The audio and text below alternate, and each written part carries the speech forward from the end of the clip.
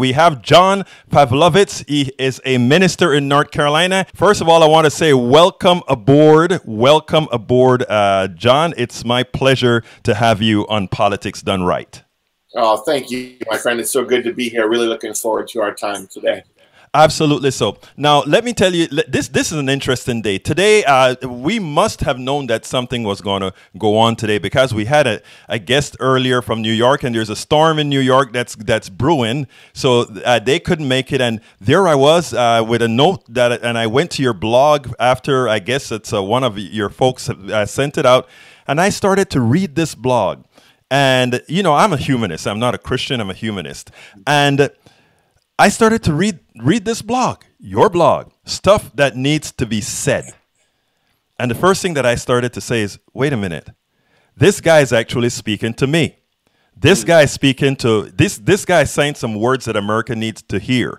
So before we get into talking about Pence or before we get into talking about Trump or whatever, tell me what made you the type of guy that you are that's so able to speak to people in the way that you've spoken to them. You know, I'm not quite sure. I've been a pastor for 23 years, but before that, I mean, that was not the plan. So I didn't grow up wanting to be a minister. And so I was sort of outside that world. And I think when I became a pastor, it allowed me to still think about what it meant to be outside of that Christian subculture. And so I think I'm able to speak words that maybe people are thinking about, talk about things in a way that people don't, that Christians don't often hear. Maybe I'm sort of able to speak from outside of that place. But then having been in it for so long as well, I think I understand how those people think when they're in that place. And so I try to be a bridge there, and I'm hoping that it works. Well, actually, I am one of those difficult folks when it comes to religion because right now I've been given specifically evangelical Christians a very hard time. I mean, I have a whole bunch of relatives. They themselves are evangelicals, relatives of mine who are in fact Trump supporters and who somehow are, I don't want to say oblivious, but somehow are unable to see what I see and what I am sure you see based on the writings that you've done, how he's just undeserving of leading a country like ours. Yeah, I mean, Trump, obviously, he hasn't he hasn't done anything that hasn't already been done in our country. He's more of exposed what's there, and he's sort of uncovered, I think, this stream of Christianity that really has nothing to do with the life and the teachings of Jesus. And he's emboldened people with that faith perspective to be loud. And so I think, that's what you're seeing right now. You're seeing this toxic stream that has been in the evangelical church for decades, but it's just now given license to be more pronounced.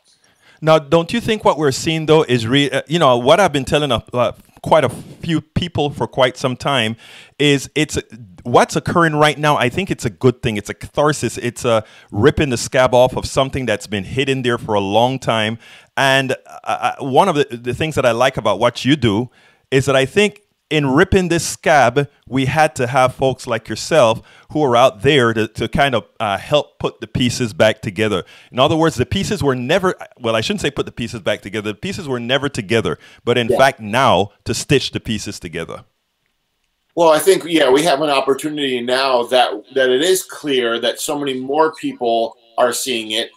This is an old story for people who are in marginalized communities and people of color and LGBTQ people. This is not a new story, what's happened with Trump, but I think there are so many more people that are aware now, and we have an opportunity to do something productive with a really disturbing, environment. Now, let me ask you this. What ails America? I mean, when President Barack Obama came into being, the hope was that the hope was that we were finally reaching a point where folks really attained Martin Luther King's dream, where we looked at each other simply as human beings. There came Obama, and it kind of created something in the portion of the brains of a large percentage of our population. First of all, where did that, I don't want to say where did it come from, but why do you think that manifested itself in the way that it did?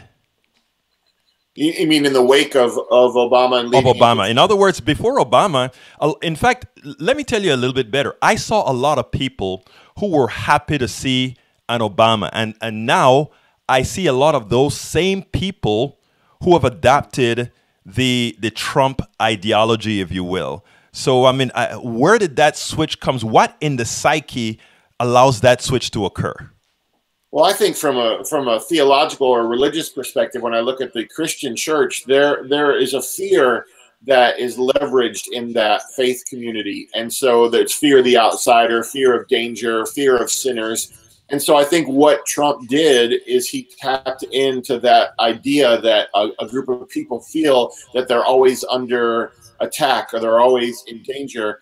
And I think he knew how to speak that language. And so he manipulated that fear. So that fear could be faith-based, but it could be just the product of living in America. And so that's where we are. I think we find there's a poverty of compassion in a large group of people. You know, they now feel contempt for people who are vulnerable, which is that's a really sick place for us to be as a nation when we're looking at refugees and we're looking at hungry people and people without health insurance, and we're finding malice toward them in the church, especially.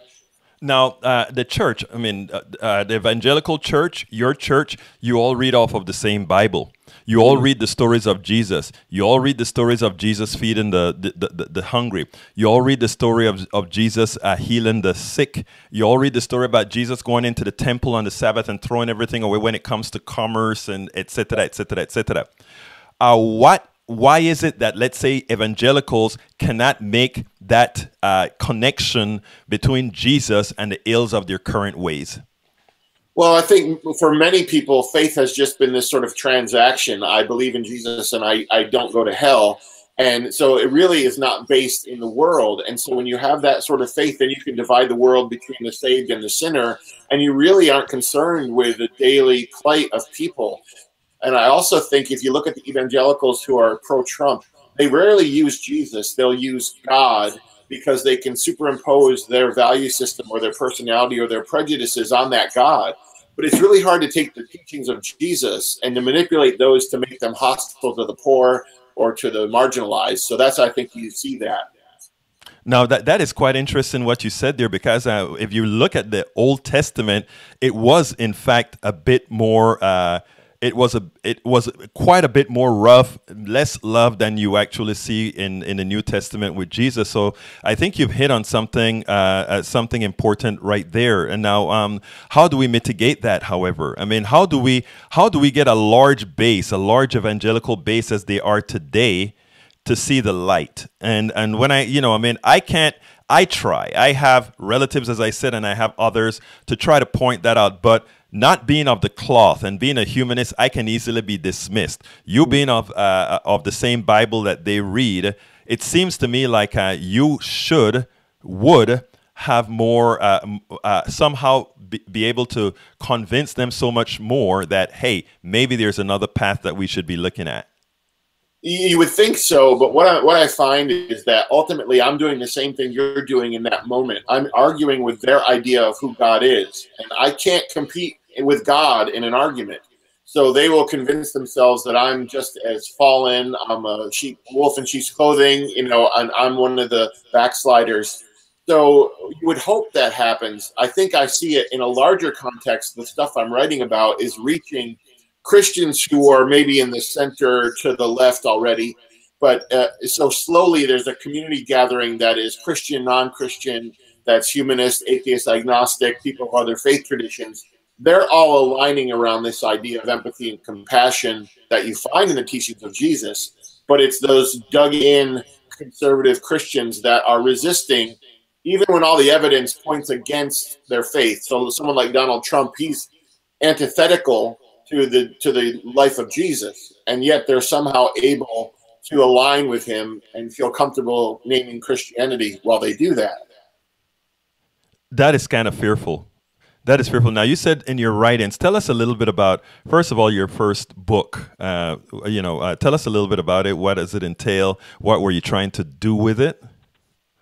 Well, the first book is called A Bigger Table. It's largely a memoir, but it's sort of my journey becoming a pastor and then being in the system and seeing the things in it that were toxic, the things in it that prevented diversity and justice, and then beginning to push against that. And so trying to ask the question, how could we create spiritual community that would truly be welcoming to people who didn't already share our doctrinal position? And, I preached my way out of a job a couple of years ago, and then I was released into the world. And that's when I could be, fully authentic as a pastor, because that's part of the story here. A lot of the people we're talking about, they're in Christian communities and they're in families that if they dissent at all, they will be excluded. And so that power of community, that's a real thing, right? To want to be connected. And so a lot of people, they're having some of the same misgivings, but it's really difficult in their context to speak those words. I know you said you preach yourself out of a job. Explain. Yeah, I mean, I knew that once I began speaking on issues of equality and the LGBTQ community, and I talked about the lack of racial diversity in the church, I knew that would be a liability at some point. And I had the choice to either be a partially authentic pastor or an employed pastor. And so for me, I got to the point where I couldn't withhold the things I was seeing. I couldn't be less than fully authentic, and then found myself outside, and that's okay. That needed to happen. Well, actually, I think being outside is actually being inside in your own religions. I think that is Jesus had his own tribulations, didn't he? In other words, there are many who were not accepting of what he had to preach about. Your second book, what is it about? The second book is called Hope and Other Superpowers. And it was basically, I was talking to someone in the wake of the election, and she said, doesn't anyone remember how to be a decent human being anymore? And we had a conversation, and I began to think about it and realized, yeah, a lot of people really do. But I think we need reminders about sort of those elemental things. So a couple of questions the book asks is, what's the best way to be human? And what kind of person does the world need right now? What is the world lacking, the world that I see? And then how can I step into the world and bring that, whether it's a lack of compassion or generosity or kindness or honesty? Now, let me tell the audience out there that you can get both of the books. I have links to the purchase of both of his books on the blog at politicsdoneright.com. There's a link to go ahead and get the books. Mea culpa, I haven't read it. Like I said, I was just introduced to his writings and his readings. I intend to. Now, I tell you, I went to the blog and started to read the blog number one, well, actually, meaning backwards, of course, sure. Your most latest blogs. And you had an interesting response to Tlaib, the woman who cursed at the president. I was surprised, I did a little double take, right? Because I'm like, now, this is my kind of pastor. That's the first thing I said. This is my kind of pastor. In other words, you didn't try to be, a lot of these people try to be, oh, how can you speak that way? But these are the same people who support programs that starve kids. Right. Yeah, that's the question you ask in the face of this religious hypocrisy is what outrages you and what is worthy of being outraged by. And so as a Christian, I look at the things that really ticked Jesus off. He was really angry when religious people leveraged power to hurt the poor. And so when you look at what Christians are choosing to be outraged by right now, and yet the things they tolerate in their political affiliations, that's just a huge cognitive dissonance there. Yeah, it is completely. I love that cognitive. It is. That's definitely the case. Now, how I think we have to create our own networks. After your segment is done, I'm going to be talking about the media specifically because right now everything is Trump, Russia, but nothing that really concerns people in general. This show is dedicated to not being Trump, Russia, and other things, but instead to support, first of all, educating folks on what's really going on in the country, educating them on all the issues that people are not talking about, that need to be talking about, that has nothing to do with Russia or anything to do with your well-being. Now, that being said, do you work with other non-religious entities to try to go ahead and build this message as sort of a mosaic that can be presented to people to see there is an alternative. In other words, you don't have to listen to the noise coming out of the media continuously, but there is an alternate media out there. Politics done right, your network with the traveling that you do, etc. Well, I mean, that's the beauty of doing what I'm doing. Once I got out into this space and began speaking and traveling around the country, I'll gather in a new community where hundreds of people will show up, and they're all across political and theological, ideologies, and yet we'll have this common ground. And I think that's what you're finding online too. There is a sort of mosaic that's building, because for me, it's not conservative Christians versus progressive Christians. It's people of compassion and people who don't have empathy. And that group of people who have compassion, they span all sorts of barriers, right? And so I think we're building sort of a new community in these days.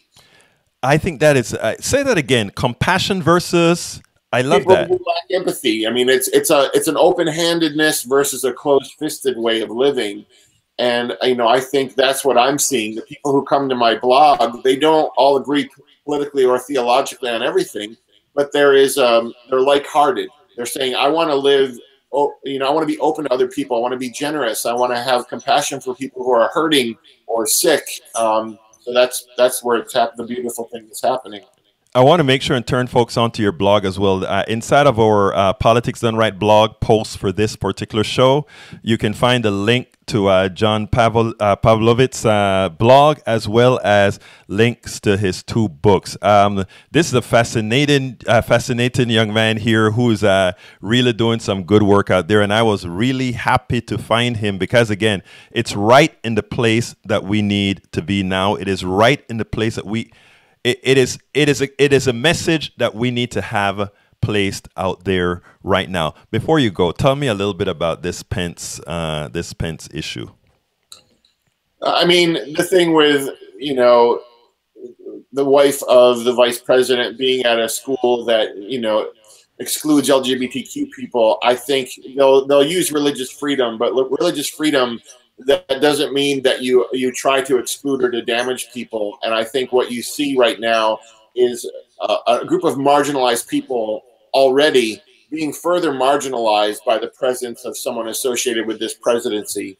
And that's how human rights get eroded little by little. And I think so right now, people who are Christian and non-Christian need to speak into something like this explicitly and say, this is not the heart of Jesus. This is not what the message of Jesus was. He was a barrier breaker. He was not a wall builder. That is so true. That is so true. So what's next for you? What are your new things coming up? Where can people find you if they need to look for you other than at johnpavlovitz.com? Yeah, if you go on there, there's a speaking tab, and I'll be traveling the country and heading to Minneapolis tomorrow, and I'll be all over the country, just kind of gathering with folks, sharing a little bit, but then listening a lot, having conversations about all this stuff. Well, you've gained some fans on our wall. You have folks saying if John was available where I live, I would love to have him as pastor. Says Sarah Albers. Trump is totally void of empathy in response to your empathy question. People who understand that we are all human versus a superior to all others branch of humanity. So first of all, John, thank you so kindly for being here. Before I go, anything that you would like to tell our audience that I may not have asked you, whatever message you want to put out there? No, I mean, I would say just to the people out there who are compassionate people, just to keep going. These are exhausting days, and there's a news feed that you see that will wear you out, but there's another news feed of good people doing good work, and so to be encouraged. Scott Browder wants to thank you for the work you're doing, and I personally as well want to thank you. With all being an activist is difficult. Going out there and continuously have to fight this battle when you know that you are right is difficult.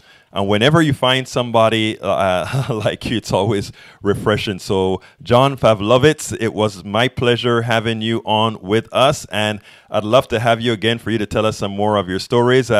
Definitely going to be putting your book in my Amazon list of books that I put out there, because I tell you something, my brother, that is, you are the kind of guys that we need, and you have the message that we need to put out there. Well, Alberto, thank you so much. And yeah, let's do this again. And thank you to everyone out there who's watching along. Appreciate it. Great. Have a wonderful day. Thank you so kindly, my friend.